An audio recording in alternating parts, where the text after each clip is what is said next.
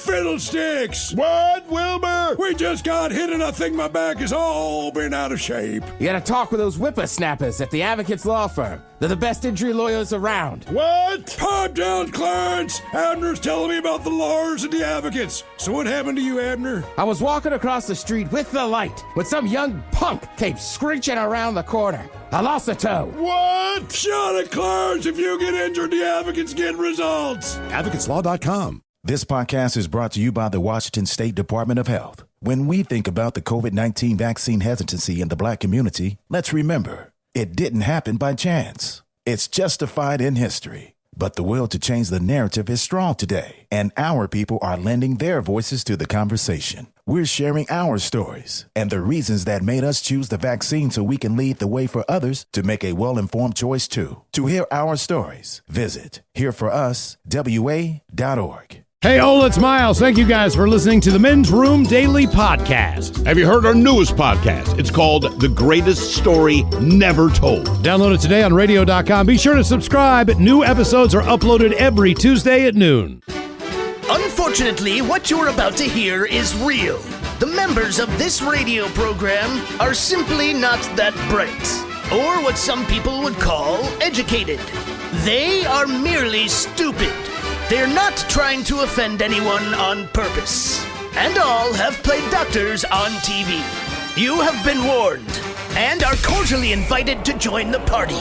This is the Men's Room. Forget it, man, and get with the countdown. Get with the countdown. Shake this square world and blast off for Kicksville.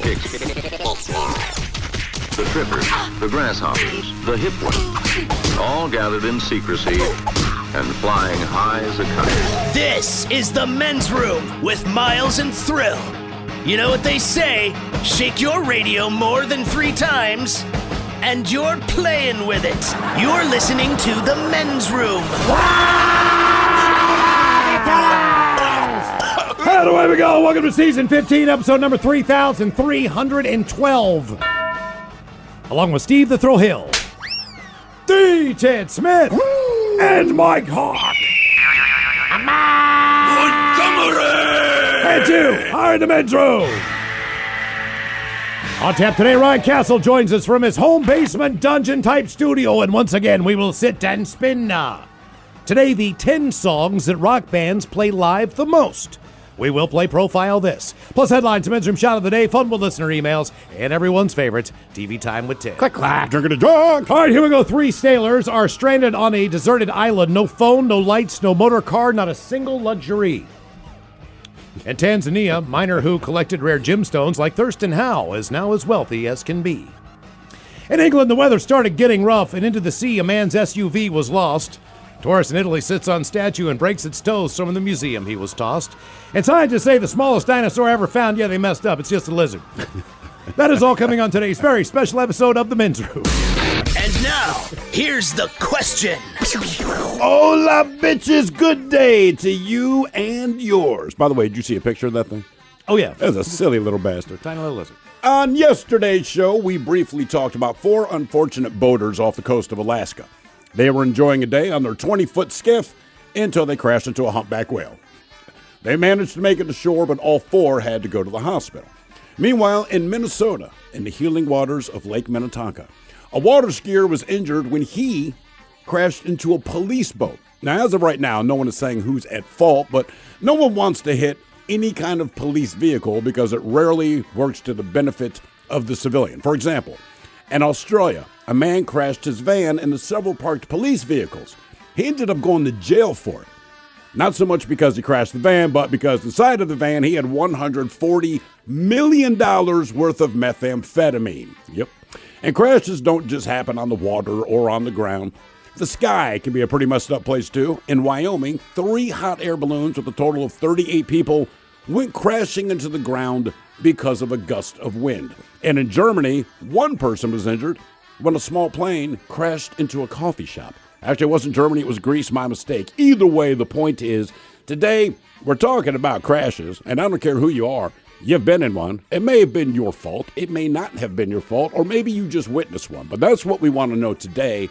Who crashed into what? Be a part of the big show. Call 206-421-ROCK. Like the Men's Room on Facebook. Follow us on Twitter and Instagram at Men's Room Live. Text 77999 and send your emails to themensroom@KISW.com. Well, great balls of fire, Bubba. What happened, Buford? That crazy son of a Sal blew right through that four-way stop on Main Street and plowed into my cowboy Cadillac. Your what? My pickup truck. And I'm pretty sure my leg is broken, Ted. Oh, quit your bitching, Buford, and talk with those side busters at the Advocates Law Firm. When I got busted up last month, well, shoot, they made sure those snakes at the insurance company played fair. Boy, howdy. Even that creepy so-and-so Kyle earned his keep. So if you get injured, the advocates get results. AdvocatesLaw.com. This podcast is brought to you by the Washington State Department of Health. When we think about the COVID-19 vaccine hesitancy in the Black community, let's remember, it didn't happen by chance. It's justified in history. But the will to change the narrative is strong today, and our people are lending their voices to the conversation. We're sharing our stories and the reasons that made us choose the vaccine so we can lead the way for others to make a well-informed choice too. To hear our stories, visit hereforuswa.org. The shenanigans continue. This is the Men's Room with Miles and Thrill. 99.9 KISW.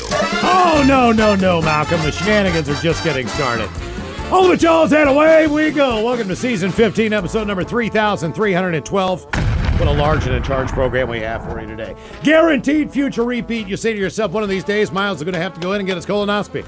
As soon as we can get that rescheduled, we're going to need to take a day off. What happened there? I had it on the books, right? Yeah. And then they called me and they said they were infected with a COVID.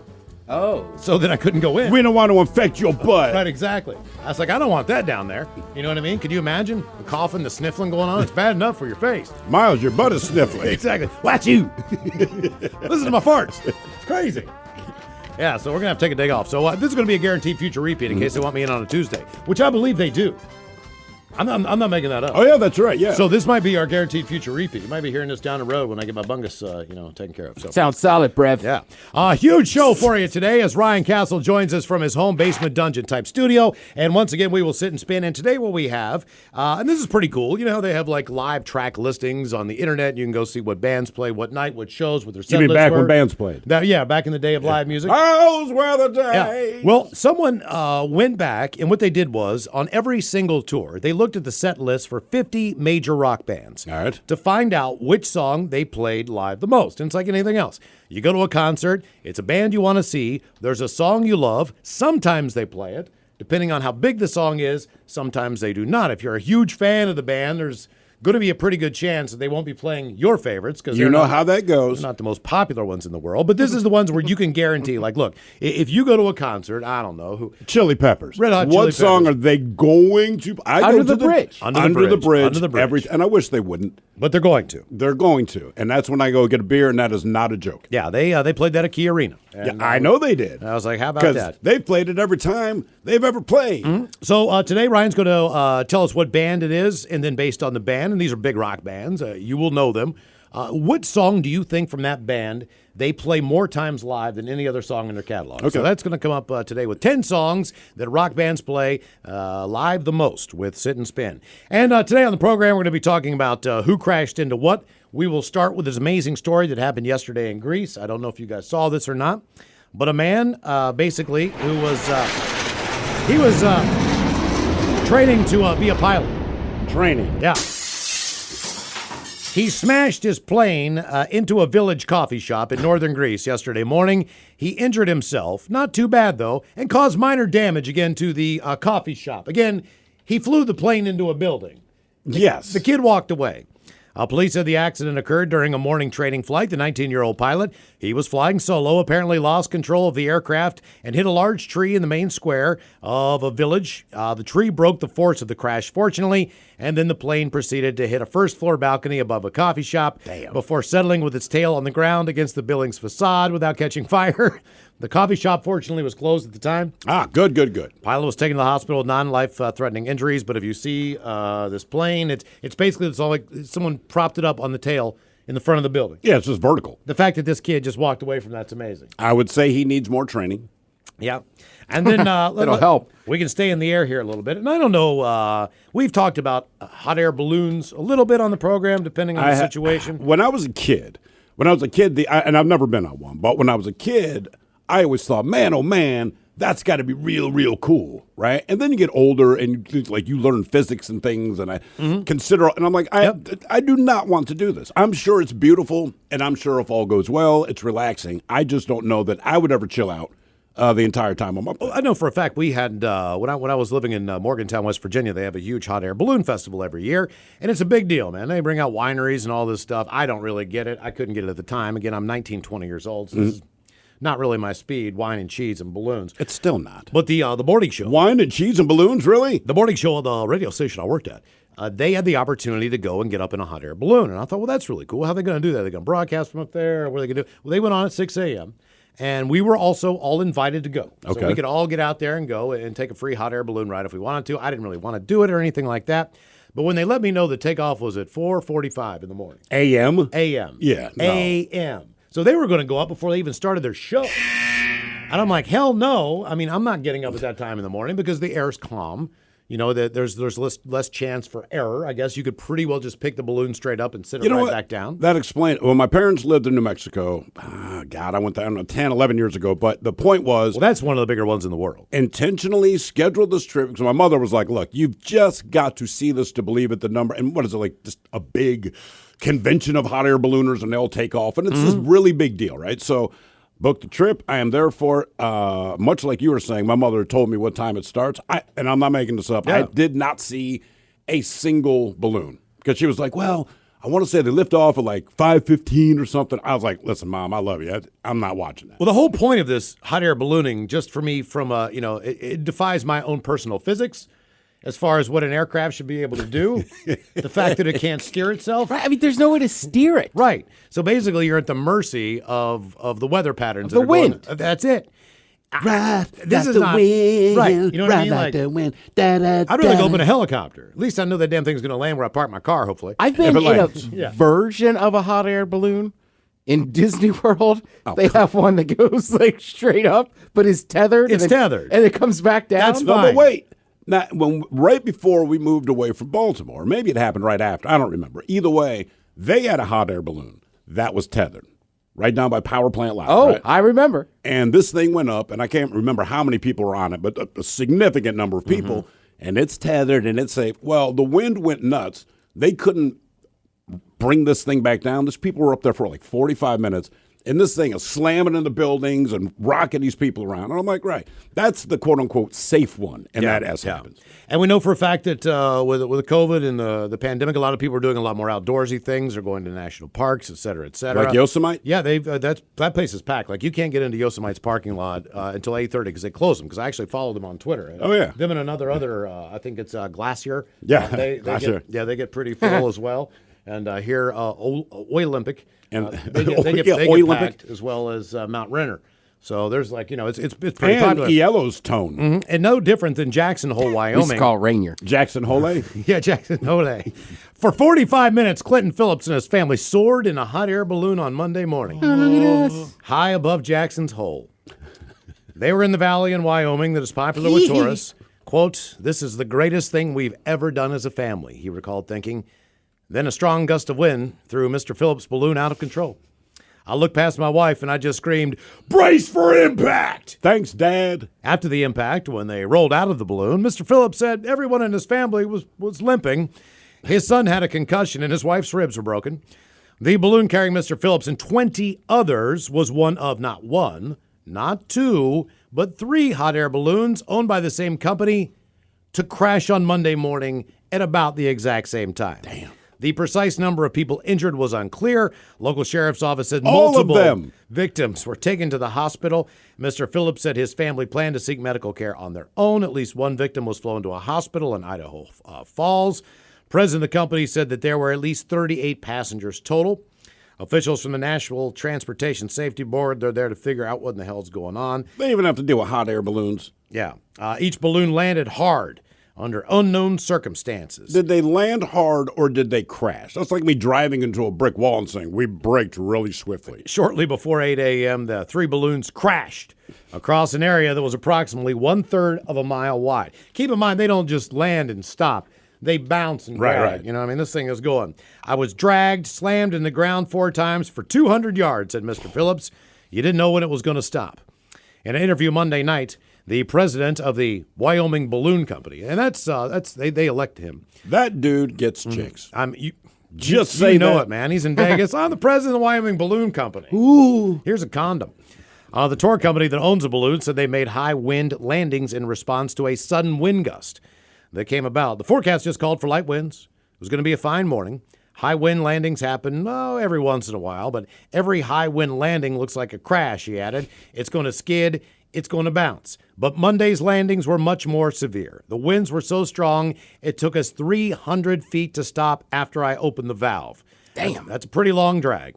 Considering the conditions we were in, there could have been worse results in winds that strong. That is for sure. One of Mr. Phillips' daughters actually fainted. Another daughter who, because of a previous accident, could only use one of her arms.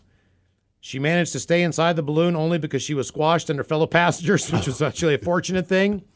Mr. Phillips' son had to push against the ground as they were skidding to keep himself in the balloon. His arm could have been ripped off. If anyone had fallen out, I think they would have been killed because the cage is so hard and so heavy, it would have absolutely crushed you. They described it as a crash landing, and that's what we're talking about today. Who crashed into what? 206-421-ROCK. Someone chimed in. They said, little known fact, Dolomite likes to vacation at Yosemite. Thank you for that info. I did not know that. I did not know that either. Probably went to Sequoia before that. Hello, Michael. Welcome to the men's room. Hey, guys. Hola. Hola. How are you guys doing today? We're doing great. Thank you. Long-time listener, first-time caller. We appreciate that. We're glad the pandemic gave you no time and you could call us. Hey, I get nervous sometimes and I just don't. I don't know why. We're going to figure out if it's worth it or not. So I bought a 2018 Ford Focus back in January 2018, and in the first 6 months, I got rear-ended 3 times by 3 people with no insurance. What? Jesus. Yeah. It was pretty, where do you sad. live? What neck of the woods you living in? I live in Bonnie Lake. All right. I'm never going to drive in Bonnie Lake. Does anyone have insurance in Bonnie Lake? Good Lord, man. I wish they did because it costs $1,700 every time just to replace a bumper with brand new paint. What was the hardest impact you took? 10 miles an hour. Okay. So not too bad. They were tapping you. Did they, without insurance, I'm assuming that they don't get out of the car, they reverse the car and they drive away? No, they actually stopped, and then 2 times I was lucky. There was a cop that happened. It happened right in front of a cop twice. And what happens if you rear end somebody and you don't have proof of insurance? Do they impound your car on the spot? I don't know what happens to them, but they get a ticket for no insurance, and then I have a $100 deductible for uninsured motorists. So it costs me money every time I get hit. So you got dinged for $300 on 3 accidents. Yeah, exactly. Well, I'll And tell the you last this, time Michael. I just took the check and didn't even fix it. Well, if I did not have insurance and I rear-ended you at like 10 miles an hour, I promise you, I would have pulled off. Are you a slow driver, or are you like, is there any reason that this only happens to you? No, I don't know. I don't know what the deal is. I've been stopped every time it happens, like at a light or at a stop sign. So someone's just not paying I attention. mean, I know it's not a big vehicle, but I don't understand how that many people could not see it directly in front of them. It's amazing to me, man. I never been in an accident before then, and then it happened 3 times in 6 months. It must be the Ford Focus. Now, what is your reaction? So, the first time it happens, as happens. The third time it happens in 6 months, I mean, are you getting out of your car like ready to fight or what? I was pretty hot, and then the person that got out of the car was extremely drunk, so I was like, I couldn't even be angry anymore because I was like, well, they're hammered, so they're going to get theirs. And when the cops came, was he arrested for DUI? Yep, he sure was. Okay. What was the second guy? The second one was a young Mexican lady with her child, and she just was not paying attention, and she just rolled into me when I was sitting at a stop sign. Okay. Well, you never want to pay attention when you're driving when you have your own kid in the car. That's my rule. Last time I got rear-ended, the person had a kid in the car. Really? Mm-hmm. Damn. See, kids, shut up when we say shut up. What about the third driver? The first time it happened, I was at the end of a highway on-ramp, and then I was sitting at the light to take a right, and then I just seen this car coming, and I was like, oh, boy, they're not going to stop, and they didn't stop. Was it Ted? I was going to say, I've been guilty of rear-ending somebody, too, on an exit. But it's like, whenever you get rear-ended, you're like, this guy's a moron. And then whenever you rear-end somebody, as soon as it happened, you're like, I'm the moron. Sure. You know what I mean? Like, there's no There's no good excuse to rear end a stop car. By the way, Michael, you should demand that Ford change the name of that car because obviously nobody's focusing on it when they drive. I know, right? That's funny. And I'll tell you what, man, the people that rear end someone with a kid in the car, my guess is at that moment, the kid was getting in trouble. Because my experience in the car, especially with my father, right, you could kind of be going back and forth and giving a little attitude, but then there was that moment that you met his eyes in the rearview mirror. And his eyes said, I will murder you. But that's the only time his eyes weren't on the road. But there's also a different way of looking in that mirror, too. If you look in the mirror, typically you're just looking out the rear view mirror. I mean, if you want to look at your kid, you got to take that angle. That's what I mean. Hey, man. And by that point in time, you've really taken your eyes off the road. Like, I remember being a kid and watching another car get in an accident because the mom was yelling at their kid. That's what I'm saying. And then my dad turned around and yelled at us. It was like, I told you. I was like, we're not even doing nothing this time. I'm telling you, that's the moment you take your eyes off the road. Like, oh, we have to lock our eyes. By the way, Michael, who just called, and this is someone made the comment, have him call creepy Kyle. That's a good idea. Good call. Over neck. Who crashed into what? 206-421-ROCK. Right. Call the Advocates. Hello, John. Welcome to the men's room. Hola. Hola.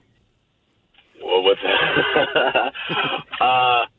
Yeah, I didn't really hit anybody, but I was blamed for causing an accident that shut down southbound traffic on I-5 back in like 97. So you did not hit anyone, but you were responsible for whatever happened. I know, it sounds lame, right? It sounds awesome. Sounds what like happened? a bad excuse, but go ahead. Did you keep on driving? No, that's the reason I should have kept on driving. It was early morning and I was taking some friends to the airport, and I was young and I was like, well, I'm just going to stay up. You know, they're going to be there at like 6 in the morning, and I shouldn't have. So, I wasn't paying super great attention, and I had a really big car, like a 75 Chevy Impala, like a big car. It's huge. And I was getting onto I-5, like where from the airport deck, was that 516 or something? Anyways, I saw a semi-truck, and it was like one of those trucks that carries gasoline in it, and it had 2 tanks. Okay. And I was like, well, he's merging, so I'm going to get over. So I went to get over, and apparently there was a Ford Escort, and it was like flying up that lane, and she slammed on her brakes and did like a couple of 360s, and it hit the gas truck like right between the 2 tanks. Jesus. Like the sweet spot where like she didn't explode, but like got really effed up. You sound very remorseful. I know. I guess enough time has passed. Did you try to help out at the scene? Yeah, totally. I mean, I slammed on my brakes and threw it in reverse and came back, and the driver of the truck was like, "No, dude, she was speeding." She, and they still hit me with it. This was, even though he said, even though your car was not even involved in an impact, right? No, I never touched her car. I got my front wheel into her lane, maybe like a foot, and then like corrected, but she kind of freaked out and slammed her brake. Okay, but here's the real question. So you throw the car in reverse, you try to help out, you try to be decent. Did your friends make their flight? Yes, they did. Ah, amazing. The funny part is that I called my mother at the time to tell her that I was like, hey, I was involved in an accident, and when she answered the phone, she was like, I hope you're okay. There was an accident on the freeway. It's all over the news. It happened in like rush hour traffic, so it was kind of a big deal. Mm-hmm. Yeah, I guess they blocked the highway for a little while there, especially when you have a car involved with something that's flammable. Yeah, with a tanker. Yeah, that's all, to me. That's the second to last thing I want to hit. Those big ass logging trucks. And I know they got that my thing is one's going to just roll off. That's what I'm saying. Like every time you go past, like, look, I know it's unlikely, but this would really, really, really, really, really suck. Oh yeah, and in Oregon, they like just take those bungee cords. You know what I mean? And they got a tree that's like 8 feet in diameter. They're hauling. It's just got a couple bungees on it, like they're going weekend camping. You're like, this cannot be good, man. But it's kind of like closing the door to your bedroom. What do you mean? Secure your load. Jesus. You want to do PSAs for the Washington State the Department more of you Transportation? I don't know. It's like, it's like what horses. What do they get to do when they get old? What's that? Retire to stud. Jesus. It's like wearing a condom. All of a sudden, I'm into logs and horses. It'll be a wild week. Get my cowboy hat. Playing the Oregon Trail game. Who crashed into what? 206-421-ROCK. You are listening to The Men's Room. Oh, fiddlesticks! What, Wilbur? We just got hit and I think my back is all been out of shape. You gotta talk with those whippersnappers at the Advocates Law Firm. They're the best injury lawyers around. What? Pipe down, Clarence! Abner's telling me about the lawyers and the advocates. So what happened to you, Abner? I was walking across the street with the light when some young punk came screeching around the corner. I lost a toe. What? Shut it, Clarence! If you get injured, the advocates get results. AdvocatesLaw.com. This podcast is brought to you by the Washington State Department of Health. When we think about the COVID-19 vaccine hesitancy in the Black community, let's remember, it didn't happen by chance. It's justified in history. But the will to change the narrative is strong today, and our people are lending their voices to the conversation. We're sharing our stories and the reasons that made us choose the vaccine so we can lead the way for others to make a well-informed choice too. To hear our stories, visit hereforuswa.org. The Men's Room is in progress. 99.9 KISW and KISW HD1 Seattle. We head to the sacred waters of Lake Minnetonka. Lake Minnetonka. A man water skiing was injured early Saturday morning during an accident involving a Hennepin County Sheriff's Water Patrol boat. The accident occurred on 6:40. It's pretty early to be out there getting it on, isn't it? Water skiing at 6:40 in the morning. Anything? Yeah, to me that that go to work. Yeah, That's when it's glass, man. You're absolutely right, Ted. On the lower only lake, because I was on a lake this past weekend, and I was like, "Oh, there's a lot of water skiers out here earlier in the morning." Hot air balloons in the sky, bro. Water skiers on the healing waters of Lake Minnetonka. I was also only up to watch F1. Jeez, you have gone all in on that. man, what are you doing? Sheriff's Office investigating the circumstances leading up to the accident. Either way, the water skier, an adult male, was injured. He was taken to the Hennepin County Medical Center. Deputy on the boat was not injured. No further details about the accident, but either way, water skier smacked right into a police boat there. Our question, who crashed into what? 206-421-ROCK. I know, I've been laughing about that. Hello, Mick. Welcome to the Men's Room. Hola. Hola. So, it was my twin brother, actually. So we were working for a meat company at the time. So basically, they're these little Toyota Tacomas, and they put these massive freezers on the back, kind of go over the top and all that. All right. They're a little truck, basically, big freezer. So he was riding like a mountain highway, something like that, left at curves. Must have been going too fast, but he flipped the truck. He flipped the truck, and, you know, he had his arm out the window. Ooh. Yeah, you know, if you like a hot day, you have your arm sitting out the window. Well, flipped it towards the bank and just, like, snapped his arm in half. Ah, Jesus. Yeah, right between the shoulder and the elbow, like the big bone. Oh, was he able to keep his arm? Yeah, oh yeah, he kept the arm. Okay. Yeah, and it was funny because they put these plates and bolts and stuff to kind of keep it together. And it wasn't in a cast. I forget why. They didn't put it in a cast because he needed future appointments where they would, like, downsize the plate or adjust the plate. Okay. Did he look like he had one of those things with a lot of different screws going into it in different places? Yeah, like an erector set? Yeah.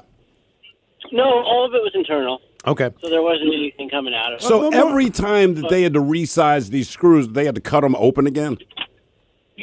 Yeah, he had to go back like 3 or 4 times. Okay. You say he totaled the truck, so more importantly than your brother, now that we know he's okay, what happened to the meat? Do you get to go up there and take the meat from the truck?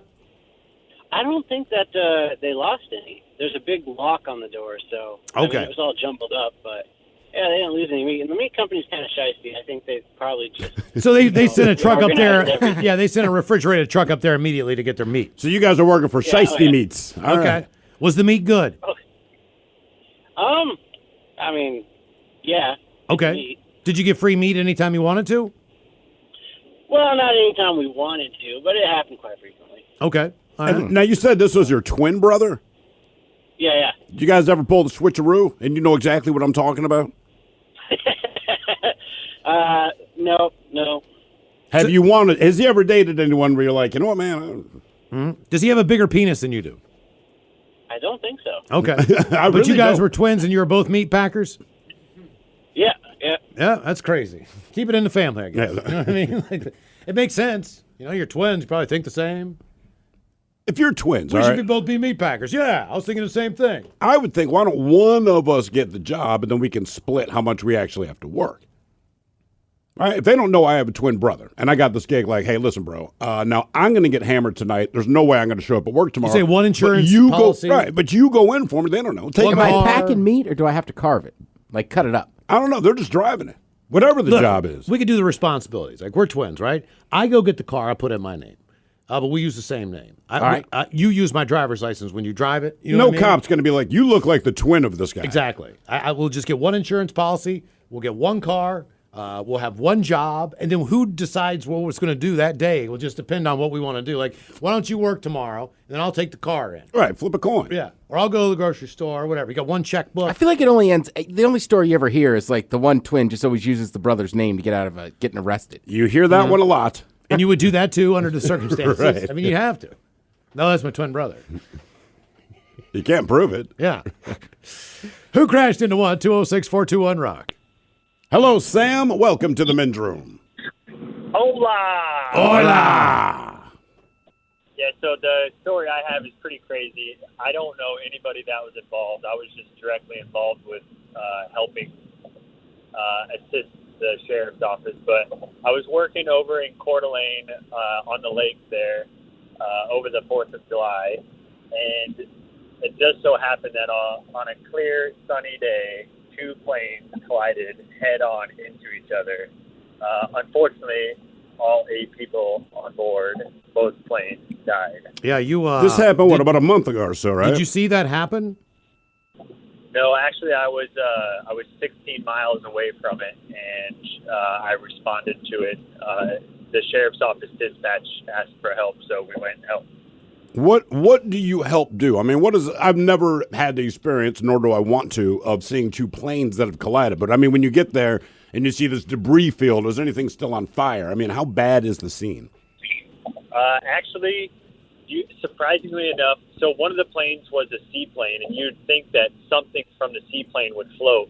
And the only thing that was on the surface that was really visible was one pontoon from the seaplane. Jesus. Everything else was gone. How deep is Lake Coeur d'Alene? I'm not sure, like at the deepest, but where they went down, it was like 150 feet. It was a little over 150 feet where both planes were eventually found and recovered. Wow, that was a terrible tragedy. How That long? really was. I mean, what were you doing and assisting in this? Was it cleanup? Was it recovery? No, I'm in the Coast Guard, and we were over there helping the sheriff's office that weekend because 4th of July could be a busy weekend on that lake. Sure. And so we were over there helping them, and we got the call to go down there and help out. And we were the first official boat that was on scene. And so by the time I got there, they had actually they had 2 bodies. One boat, the first boat that was waving their arms to me, that was closest to me, I went to them first, and they actually had Ellen and another victim on the back of the boat, still in the water, but they were attached to the boat by a line. And so we ended up just pulling those 2 victims on board, and we transported them to eventually be pronounced, and a coroner transported them. Oh man, how hard was that for you? Honestly, so I've been in the Coast Guard for almost 19 years, and it was the most gruesome thing I've ever been involved with and seen. And one of the victims that we ended up pulling out of the water was an 11-year-old boy, and I have a similar aged boy, and knowing that happened to him and his whole family except for his mom. The real tragedy is the seaplane was a tour plane, and so the mom of those individuals stayed on shore while the rest of the entire family went on this, what they thought was going to be a joyful seaplane ride. Yeah, that guy was a great golfer. He was head of the Pacific Northwest Golf Association, lived in Oregon, and he was on there with his family. They were there on a weekend holiday for the 4th of July. Jeez, man. Yeah, that's unbelievable. That is crazy. I would not want to be a first responder in those types of situations. That's right. I wouldn't want to be one, period. Yep. No, under any, and again, when you're a young kid, it seems so exciting and so good because TV shows, you see cops, you see the SWAT team. Hell, you might want to be a doctor because if you watch Grey's Anatomy, you get laid all the time and you save someone's life in the same day. And you're like, yeah. So you got to get a colonoscopy. So if you're a doctor, you got to look at someone's butthole. Like that, inevitably, 8 years of school to do that. If you're a cop, you deal with naked people. If you're a fireman, rarely are you putting out a fire on a call, but something stupid has happened. Little Billy got his head stuck in the stair rail, right? Naked guy run down the road. On right. drugs. I mean, But just EMTs. I mean, just percentage-wise, the amount of time you're going to transport somebody that's not going to make it. And let me ask you I mean, that's just rough on the human psyche. Are there any shows about EMTs specifically? You can see the doctors because doctors save lives. You can see SWAT, you can see cops, but EMT, like, your job's awful. I mean, this is going to sound really dated, but I believe after Ambulance? Was it Emergency after Chips? I don't know if it was after Chips, but there was a show called Emergency. Was it EMTs specifically? Pretty sure it was EMTs on like a rescue squad or something. Yeah. I'm screwing something up, but I remember they think really you're liked right. it. Yeah, and I feel like they were like that's what they did was help. They were the EMTs. You don't see a lot of those shows. No, and look, like we always you said it earlier, right? Like TV and stuff, right? Like Makes everything look awesome. They don't show firemen like just going on like a fender bender, Right, Or with Chicago Fire. Right, it's always Join some us. massive crossover episode. The cat is stuck in a tree. Join us on Chicago PD, where a naked dude on top of a car is yelling expletives at his drunk wife. Who crashed into what? 206-421-ROCK. Right. They don't show the show where you just gotta just deal with the guy that's like, look, I am not the cops. What are you on? I'm trying to help you. Hello, Andrew. Welcome to the men's room. Hello, gentlemen. Hola. All right. So I'm actually the guy that was texting in about trading his Wrangler in for a Kia Stinger. Yeah. Okay. Yeah. Those things are great. Yeah. So this is the story of my first Wrangler, how it got totaled. I was traveling home from my parents' house with my girlfriend at the time, wife now, and we were crossing this big intersection coming off of a freeway. So we're going about 45, and a car thought they had the turn lane, might have been on drugs, and turned left into us and hit us head on. We flipped over onto our side and slid into another car that was waiting at a light just off to the right of us. And my car just got completely demolished. Same with her car. Her and her boyfriend were in that car, and I'm assuming it's gnarly. I'm assuming it slid on the passenger side. So how was your girlfriend? No, actually, so they hit us on the driver's side corner. Front corner. So actually, when they hit me, they flipped us onto my side, and my girlfriend was fine, and I was actually fine. I only had like a scratch on my finger, just from some of the glass. Oh, my finger! Well, that also has a roll bar in it, right? Yeah, and so that's and fortunate. It was a two-door, so they're kind of prone to flipping already. Yeah, that is known. She just hit us on the sweet spot. Okay. And did you get a brand new car out of that? You got another Wrangler, didn't you? Oh, you did. Yeah, it turned into 3 Wranglers, But I remember that. Yeah. 3 Wranglers. The funny part was we were coming home from my parents and we were borrowing some Halloween stuff that I needed for work. So it was just some Halloween decorations, and we had this like witch's head and like a big globe, and it had fallen out of the car, and the firefighter came up and he goes, "Oh gosh, I thought that was a dead body." Yeah, good news there. Jesus. God. By the way, Ted, we are getting corrected. So we're talking just not a lot of shows about it. No, about Emergency. Yeah. Well, not necessarily the show Emergency, because you're right. Apparently, that is dated. People are saying there's a show called Night Watch at Falls EMTs. Follows them through the whole night, along with police officers, fire departments. Let's see. There's a show called Sirens about EMTs, but it's more comedic.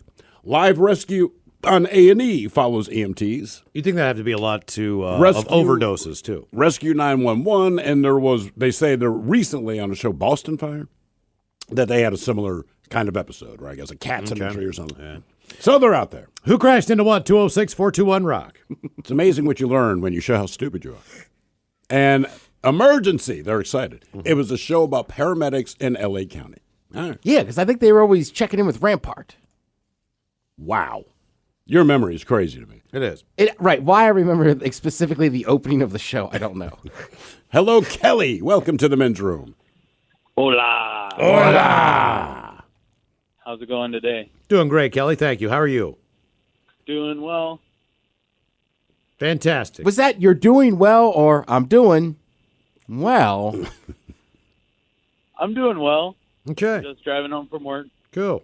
So who crashed into what, Kelly? It was me, and I crashed into something. I was 16 years old on my way home from one of my friend's house on Super Bowl Sunday when the Seahawks were playing the Steelers.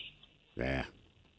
And it was like the probationary period where you're not supposed to have any friends in the car. And, of course, I had a friend in the car with me. And we decided we'd kind of go fast in my 1989 Trans Am. Uh-oh. And I ended up hitting the brakes in the rain and sliding into a minivan full of little kids. Oh, good. Oh, God, man. Yeah, they were all coming home from church, and they had rear-ended the car in front of them. Also, it was a pretty bad situation. Anybody hurt? Not as far as I know, but Does it help your situation that the minivan had also rear-ended somebody? no. I think that they had rear-ended the car in front of them because I rear-ended them. Had you had a job before you were 15, 14 years old? I had just I was basically remodeling this lady that my dad knew's house, so I could afford to buy this Trans Am from a family friend. Okay, I was going to say, $1,000. yeah, that's a pretty cool car to have when you're 16 years Yes. old. It's just for a fact, no matter what you give a 16-year-old, by the time they're 18 years old, that car will be totaled. I mean, the chances have to be 50-50. You're either or it'll blow up. The transmission will go bad. Something's going to happen to the car. That's why you give them the Either old way. Dodge Omni. Right. So, to start out with that car just seems like an omen for some reason. Just give me whatever to get me to point A to point B. And you can tell any 16-year-old kid that they don't want to hear it. No. They want the coolest car they can have, and I don't blame them a bit. But it's Of just course. know you're not going to have it very long. I mean, that's all. That's just the truth of it. It is. I know. I was thinking I was driving Kit from Knight Rider. Right, exactly. For like 2 months. Not only that, but your Seahawks lost, and you crashed into a bus full of kids who were responsible and went to church. Jesus. It's almost like you're the devil. Yeah, pretty much. Satan drives a Trans Am. That's right. Oh, Ted. People still dropping knowledge. It was Squad 51, and they checked into Rampart.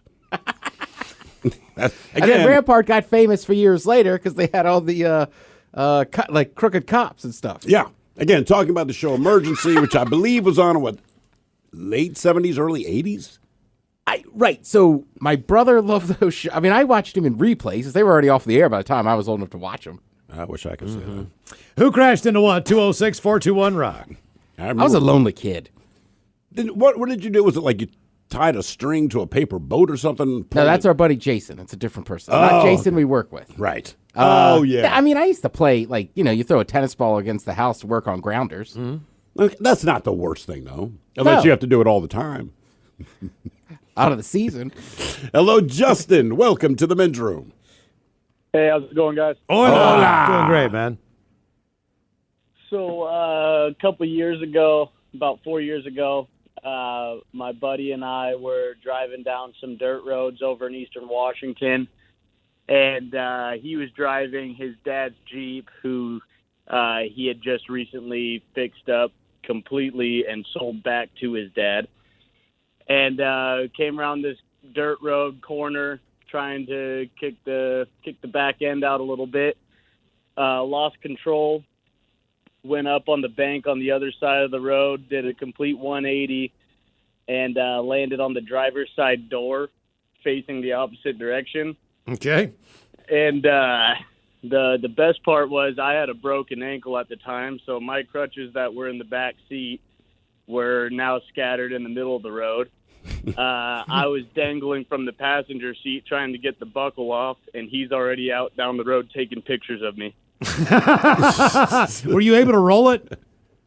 Oh, no. We had to call his parents and all their friends because they were jeeping for the weekend, and we just had it couple hours, and we were in Cleellum. They all had to drive from out in the canyon in Ellensburg, and they all came out with their Jeeps and rolled it back over with all their winches and ropes and stuff. And then was it? I'm assuming the Jeep would be able to drive after that still. Oh no, we busted up all the steering arms and we messed it up pretty good. Okay, all right. So it's a good thing he fixed that up so you guys could break it all. Yep. Well, they couldn't have had that he fun. ended up buying it back from his dad, and he did all the work again and sold it to someone else a few months later. They had no idea what that Jeep had been through. Not that I know of. They did not use Carfax. Exactly. Carfax out in the middle of Cleellum going, hey, we're going to write that one down. You know what about it. They checked in with that Fox. Yeah, sure. By the way, Ted, emergency was on from 1972 until 1977. And then someone else asked, wasn't Adams 12 about EMTs? I vaguely remember Adams 12. I thought that was cops, but I'm not 100%. Man, we're going back in time. Damn. Well, because they don't make a whole lot of shows about EMTs, man. That's fair. Yeah. I mean, that's right. Don't say it too much. They don't make shows about EMTs. You are listening to The Men's Room.